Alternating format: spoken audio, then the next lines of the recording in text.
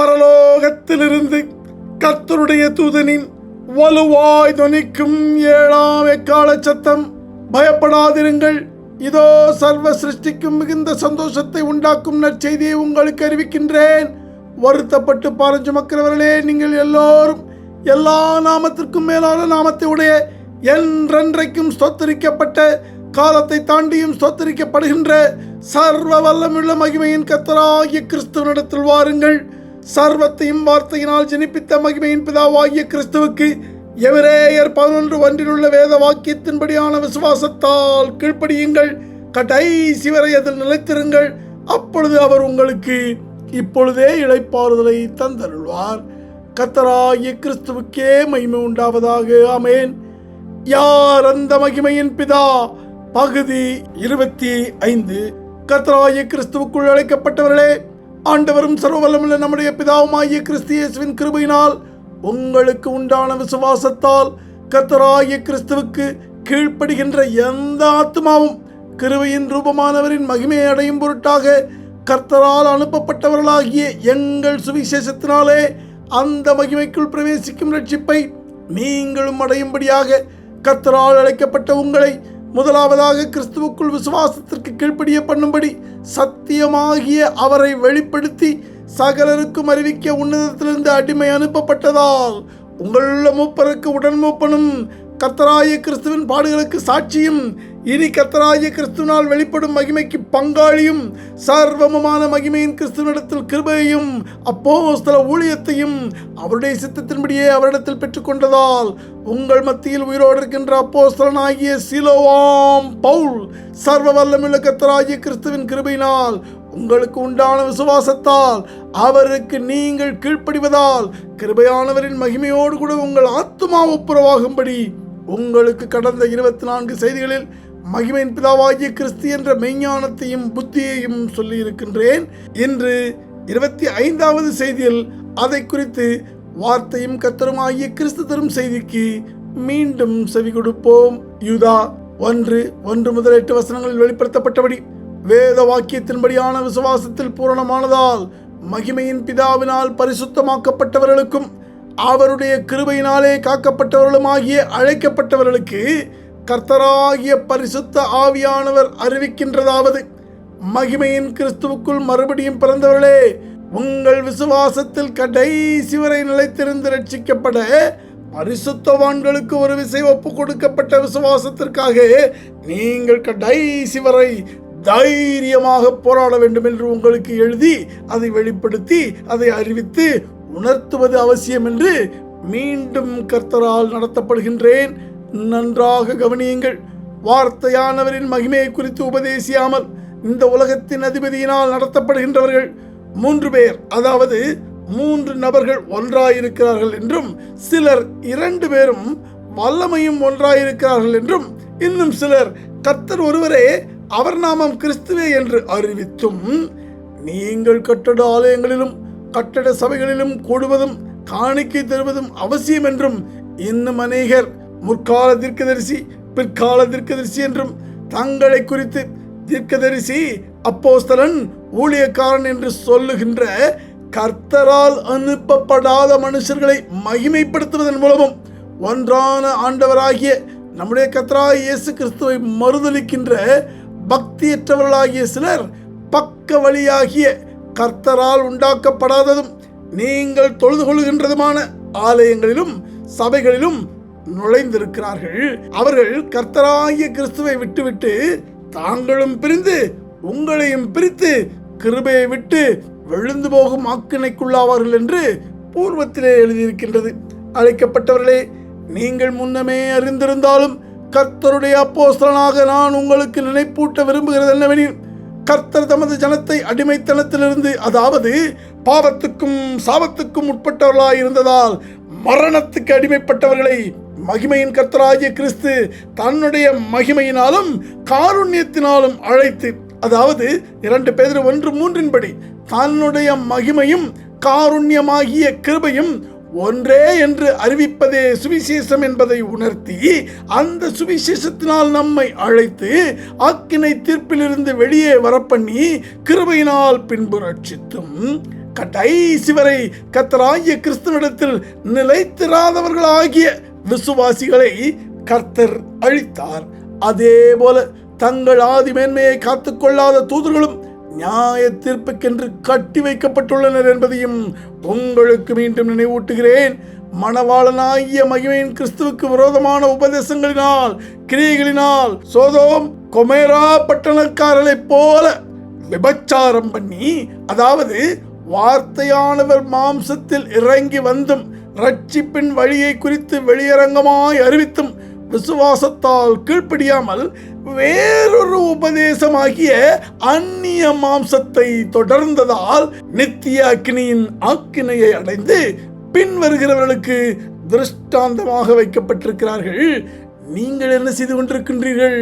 உருவ வழிபாட்டினாலும் பண ஆசையினாலும் பொய் போதகத்தினாலும் விக்கிரக ஆராதனை செய்து கர்த்தத்துவத்தை அசட்டை பண்ணி மகத்துவங்களை தூசிக்கின்றவர்களோடு இணைந்து உங்கள் கிரியைகளினால் மேன்மை பாராட்டி கொண்டிருக்கின்றீர்களா? மனம் திரும்புங்கள். யோவான் 16:8 முன்னறிவிக்கப்பட்டபடி இப்பொழுது உங்களிடத்தில் நிறைவேறுகின்றதை காணுங்கள். 1 யோவான் 5:16-21 வெளிப்படுத்துவது என்னவென்றால், மரணத்துக்கு ஏதுவல்லாத பாவத்தை தன் சகோதரன் செய்ய ஒருவன் கண்டால் அவனுக்கு அப்போஸ்தல நித்திய சுவிசேஷத்தை அறிவிக்க கடவன். அதை கேட்டு உணர்ந்து மனம் திரும்பி விசுவாசத்தால் கர்த்தராகிய கிறிஸ்துவுக்கு கீழ்ப்படிந்தவன் எவனோ அவனுக்கு கர்த்தராகிய கிறிஸ்து நித்திய ஜீவனை கொடுத்து கொண்டே இருக்கின்றார்.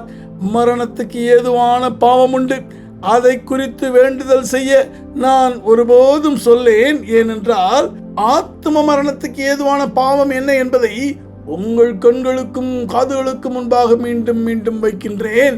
கண்டும் கேட்டும் உணரும்படியாக மீண்டும் அறிவிக்கின்றேன். ஏசாயா தீர்க்கதரிசன புத்தகம் 43:10-13 யோவான் 8:24 கர்த்தர் அறிவித்தபடி மாம்சத்தில் இறங்கி வந்த வார்த்தையானவரே மகிமையின் பிதாவாகிய வார்த்தையானவர் என்பதை நீங்கள் உங்கள் விசுவாசத்தின் கண்களால் கேட்டு உணர்ந்து வெளிப்படுத்தப்பட்டதை அறிவிக்காவிட்டால் ஆத்தும மரணத்திலிருந்து தப்பி பிழைக்க மாட்டீர்கள். வேத வாக்கியத்தின்படி இல்லாத விசுவாசமே உங்கள் ஆத்தும மரணத்துக்கு ஏதுவான பாவம். கர்த்தராகிய கிறிஸ்துவுக்கு விசுவாசத்தால் மறுபடியும் பிறந்த எவனும் இந்த பாவம் செய்யான் என்று நன்றாய் அறிந்திருக்கின்றோம். இப்படி கர்த்தராகிய கிறிஸ்துவுக்கு பிறந்தவன் தன்னை காக்கின்றான், பொல்லாங்கன் அவனை தொடான். அன்றியும் நாம் சத்தியம் உள்ளவரை அறிந்து கொள்வதற்கு பரிசுத்த ஆவியினால் ஞானஸ்நானம் கொடுக்கின்றவராக வந்தவராகிய மகிமையின் பிதா நமக்கு புத்தியாகிய அவரையே தந்திருக்கிறார் என்றும் அறிந்திருக்கிறோம். அதனால் பிதாவின் கிருபையாகிய இயேசு கிறிஸ்து என்று எண்ணப்பட்ட சத்தியம் உள்ளவருக்குள்ளும் இருக்கின்றோம் என்பதையும் எளிதாய் உணர்ந்திருக்கின்றோம். ஆம், இவரே மெய்யான தேவனும் நித்திய ஜீவனுமான நித்திய பிதாவாக இருக்கின்றார். விசுவாசத்தால் மகிமையின் கிறிஸ்துவுக்கு பிறந்ததால் பிள்ளைகள் ஆனவரே, நீங்கள் கிறிஸ்துவுக்குள்ளாகும் கிருபைக்குள் நில்லாதபடி தடுக்கும் எந்த விக்கிரகங்களுக்கும் விலகி உங்களை காத்துக் கொள்ளும்படி உங்களை கர்த்தராகிய கிறிஸ்துவிடத்தில் மீண்டும் அழைக்கின்றேன்.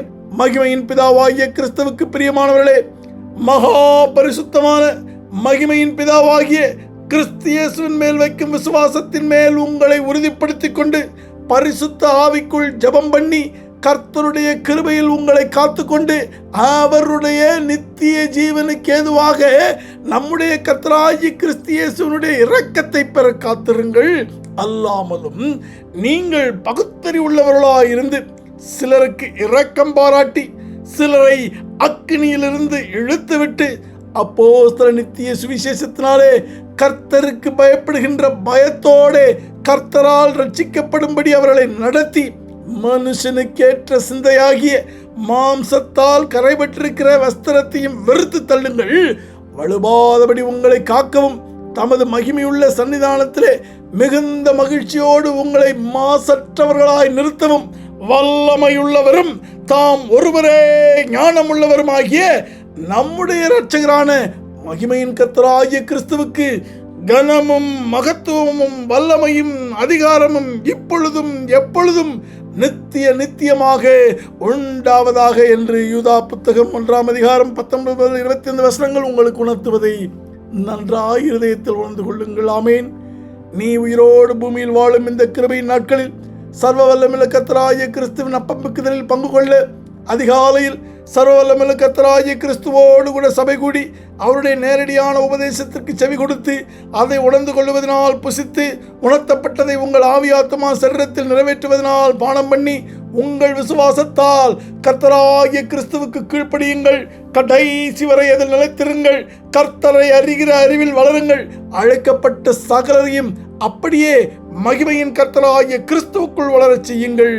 பரிசுத்த தீர்க்கதரிசிகளால் முன் சொல்லப்பட்ட வார்த்தைகளையும் இரட்சகராயிருக்கிற கர்த்தருடைய அப்போஸ்தலனாகிய எங்களுடைய கட்டளைகளையும் நீங்கள் நினைவு கூறும்படி இந்த நிருபங்களினால் உங்கள் உண்மையான மனதை நினைப்பூட்டி எழுப்புகின்றேன். ஆமேன். எங்கள் அப்போஸ்தல நித்திய சுவிசேஷமாகிய இந்த 7ஆம் எக்கால சத்தம் உங்கள் இருதயத்தில் துணித்துக் கொண்டே இருப்பதாக. அழைக்கப்பட்டவர்களே, கர்த்தராகிய கிறிஸ்து இயேசுவுக்குள் அப்போஸ்தல நித்திய சுவிசேஷத்தின்படி யோவான் 7:38 வழி நடத்துதலினால் எபிரேயர் 11:1 கட்டளையில் வெளிப்படுத்தினபடி யோவான் 14 அதிகாரம் 7-11 வசனங்களில் உள்ளபடி கர்த்தராகிய கிறிஸ்து தன்னையே மகிமையின் பிதாவென்று உங்களை நேரடியாக நம்பச் சொன்னவைகளில் நீங்கள் உறுதியாயிருந்து ரோமர் 1:20 எழுதியிருக்கிறபடி உங்கள் மாம்சத்தின் கண்களில் மகிமையின் கிறிஸ்துவினிடத்தில் காணாததும் காணக்கூடாததுமாகிய நித்திய வல்லமையும் மகிமையும் கர்த்தராகிய கிறிஸ்துவினிடத்தில் மாத்திரம் உள்ளது என்பதில் ஏசாயா தீர்க்கதரிசன புத்தகம் 45 அதிகாரம் 24 வசனத்தில் பரிசுத்த ஆவியானவர் முன்னறிவித்து வெளிப்படுத்தினபடி உங்கள் முழு இருதயத்திலும் நிச்சயமுள்ளவர்களாகி இப்படி வேத வாக்கியங்களின்படி மகிமையின் கிறிஸ்துவின் மேல் வைக்கும் விசுவாசத்தில் மகிமையில் உள்ள தூதர்களும் ஆதி அப்போஸ்தலர்களும் இப்பொழுது நாங்களும் எங்கள் வீட்டாரும் நிலைத்திருப்பதைப் போல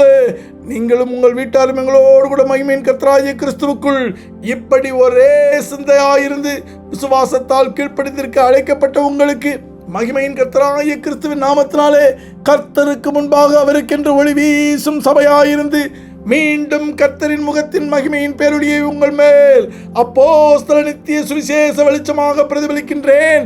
எல்லா நாமத்திற்கும் மேலான நாமத்தை உடைய சர்வ வல்லமையுள்ள பிதாவாகிய தேவனும் இரட்சகரும் என்றென்றைக்கும் சொத்தரிக்கப்பட்ட மகிமையின் கர்த்தருமாகிய கிறிஸ்து இயேசுவினுடைய கிருபையும் அவருடைய மனதுருக்கமும் அவருடைய தயவும் அவருடைய அன்பும் அவருடைய பரிசுத்த ஆவியின் ஐக்கியமும் சர்வ வல்லமையுள்ள கர்த்தராகிய இயேசுவை சர்வ வல்லமையுள்ள கர்த்தராகிய கிறிஸ்து என்று விசுவாசிப்பதால் கீழ்ப்படிந்து அதை அறிக்கையிடுவதால் ரட்சிப்படைகின்ற உங்கள் அனைவரோடும் கூட இம்மையிலும் காலத்தை தாண்டி மகிமையிலும் நித்திய நித்தியமாக நிலைத்திருப்பதாக. ஆமென். நீங்கள் கேட்ட இந்த செய்தியை மகிமையின் கிறிஸ்துவுக்குள் பரிசுத்தவான்களாகும்படி அழைக்கப்பட்ட தேவனுடைய சபையான சகோதர சகோதரிகள் யாவரும் கேட்க செய்ய வேண்டும் என்று கர்த்தரின் பேரில் ஆணையிட்டு உங்களுக்கு சொல்லுகின்றேன். ஆமென்.